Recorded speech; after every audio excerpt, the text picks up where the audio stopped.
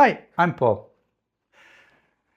Nobody likes making call-out videos, but there come times when you feel you have absolutely no choice, especially when what happened to me could happen to any classical pianist uploading their original recordings here to YouTube. If you're involved with recording semi-professionally or professionally, you know exactly how frustrating this can be.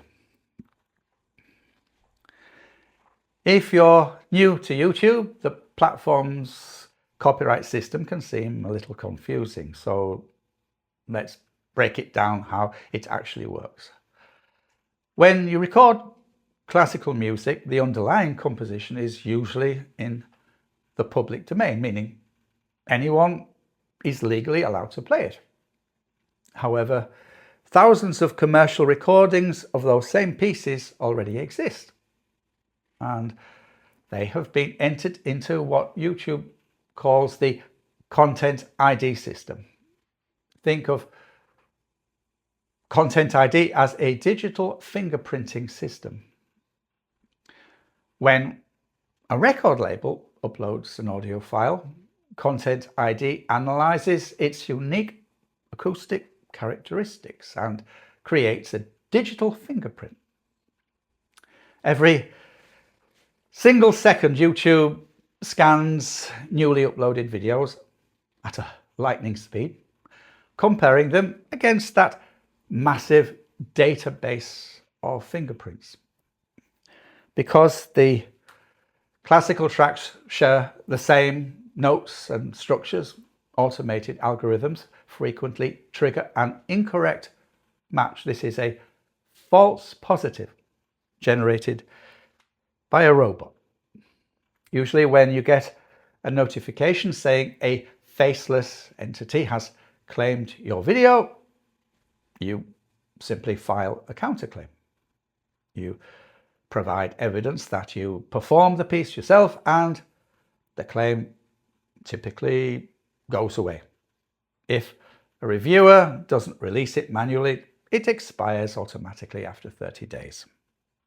But just recently, I encountered a much more sinister type of fraud, and sadly, it's nothing new to the music business. What is happening today on streaming platforms heavily echoes one of the greatest scandals in classical music history, the Joyce Hatto hoax. In the early 2000s, the British pianist Joyce Hatto and her husband William Barrington Coupe shocked the music world. Her husband took commercial compact discs recorded by truly phenomenal world-class artists, subtly altered the tempos or time-stretched the tracks using audio software, and published them as the brilliant work of his wife, claiming they were recorded on the piano in their garden shed.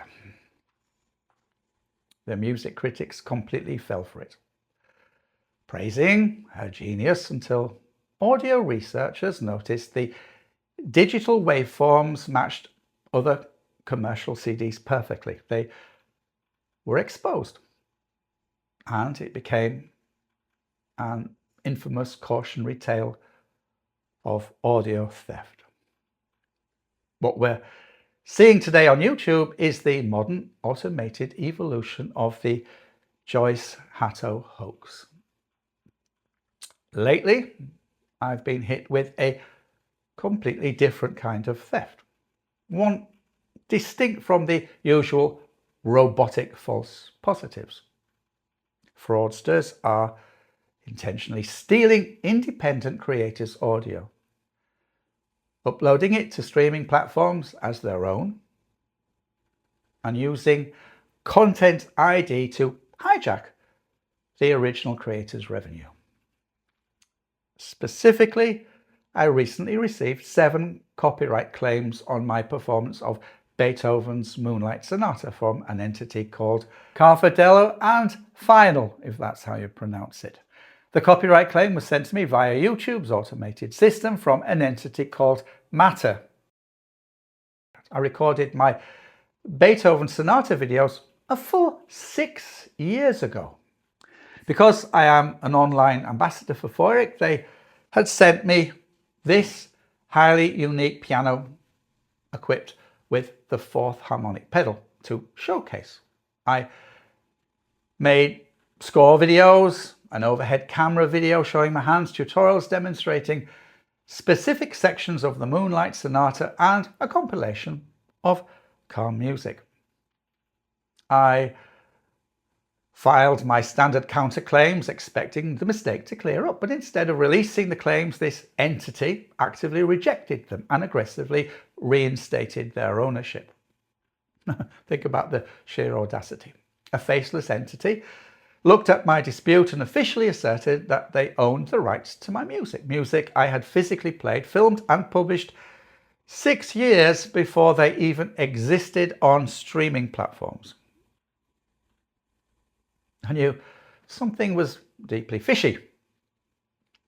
I recognized my own playing, and frankly, I've never been fully satisfied with the acoustic quality of recordings made in my small room, despite doing the absolute best I can.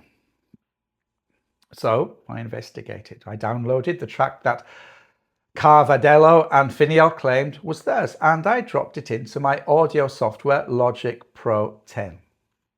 As an amateur audio engineer, I knew exactly what they did. They had ripped my YouTube audio, run it through an AI audio mastering program or a compressor in Logic Pro, and used a tool like Polyphonic Flex Time to squeeze the track up by a few seconds to trick the algorithm. But when I took their stolen track in Logic and stretched it back out, every single transient and note aligned perfectly with my original recording from beginning to end.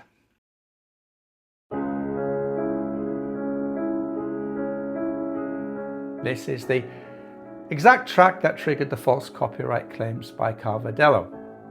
It is my original audio recorded using the harmonic pedal. My performance was intentionally quiet to provide a sharp contrast to the thunderous dynamic power of the 3rd movement. If you look at the screen, the top track is my original recording. The bottom track is the stolen audio from the fraudster's video. The thief simply took my file, slapped a digital compressor on it to boost the volume, and ran it through a time-stretching feature in Logic Pro called Polyphonic Flex. These are just standard everyday audio tools. In fact, these are the same simple tricks that Joyce Hatto's husband used back in the 2000s to manipulate stolen tracks from other classical CDs, altering them just enough to fool the world's top music critics for years, until he was caught. And right now, I'm going to show you exactly how he was exposed and how Carvadello and Final are going to be caught out too. So, what you're hearing right now is my track and Carvadello's layered together one on top of the other. Just by ear, you can tell both tracks are the same recording, but there's a much more scientific and visual way to see the exact match. This is exactly how Joyce Hatto's husband manipulated recordings from legendary pianists, and it's incredibly simple to do. It's not secret knowledge, it's Audio 101. I'm working in my DAW, digital audio workstation, Logic Pro 10 on an iMac. You simply drag and drop your audio files onto the timeline. Here is the audio from my YouTube video, and right below it is the audio from Carvadello's video. Recognizing my own playing and the sound of the 4th harmonic pedal, I knew they would match, even if the fraudster altered the compression and time stretched the file to bypass copyright algorithms. Once the tracks were roughly aligned, I engaged the Polyphonic Flex tool. This analyzes the precise transient of every note down to the millisecond, marking them with visual lines. I lined up the first flex line with the first note and then dragged the final line to the transient of the last note. If those intermediate flex lines align perfectly from start to finish, they are the exact same recording. It is humanly impossible to replicate this. Even if I tried to play along with my own track using headphones, I could never match it well enough to fool a millisecond accurate flex analysis. Entities like Carvadello and Finiel prey on independent artists on YouTube because we don't have major legal teams or record labels to protect us. Anyone can simply help themselves to our recordings, disguise them using digital tools, and monetize classical masterpieces without ever having to strike a single note on a piano themselves. If you are a musician on YouTube and you start seeing strange copyright claims from entities like Carvadello or Finiel, now you know why. I'm not letting this slide. I'll be posting a separate video showing the sandwiched audio tracks on top of each other so you can hear the proof for yourself. Thank you for watching and protect your music.